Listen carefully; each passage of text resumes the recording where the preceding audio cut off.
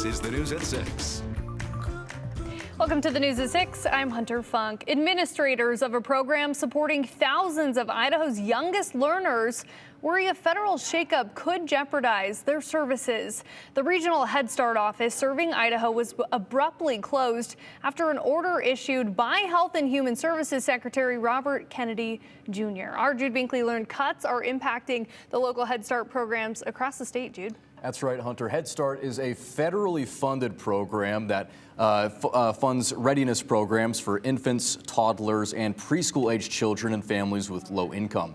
Head Start operates centers in 41 counties in Idaho, and the state's Head Start director says all of those local programs rely on federal employees for administrative support and guidance. What's your favorite color? In these busy classrooms full of eager minds, patient teachers offer critical support for Idaho's youngest learners. So in Idaho, where we don't have universal pre-K or state-funded pre-K, Head Start is critically important to improving outcomes. The program that bridges educational gaps faces a chasm of its own, as cuts to Head Start's administration is leaving the federally funded early education program without support. So there's been no communication to the grantees. Megan Woller, executive director of the Idaho Head Start Association, is navigating uncertain waters after Tuesday's sudden closure of the regional Head Start office serving Idaho. A decision that came down from HHS Secretary Robert Kennedy Jr. We're assuming that they're trying to reduce down to fewer regional offices and just redistribute all that workload. But they were already understaffed, and the different regional offices all kind of function a little bit differently. The regional office serving Idaho, Alaska, Washington, and Oregon was one of 5 across the country that closed Tuesday. Woller says federal staff were placed on administrative leave without warning.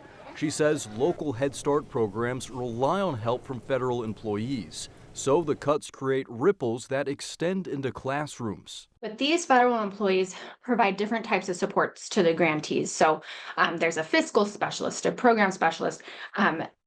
This is who is processing their grant drawdown requests. So that could be a really big problem. We actually have a local program in the Treasure Valley who was in the middle of doing a drawdown request with the program specialist last week. And then yesterday morning found out that that staff, who we know personally and care about, was laid off.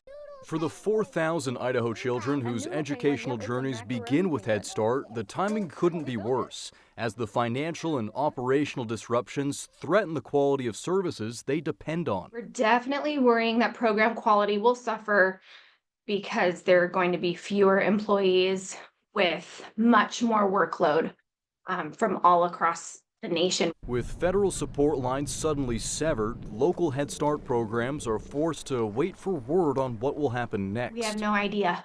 We're so in the dark. I'm just constantly checking my email to see if there's any updates. We still haven't received any communication from the federal government on who to reach out to. So we're just waiting to hear from the federal government.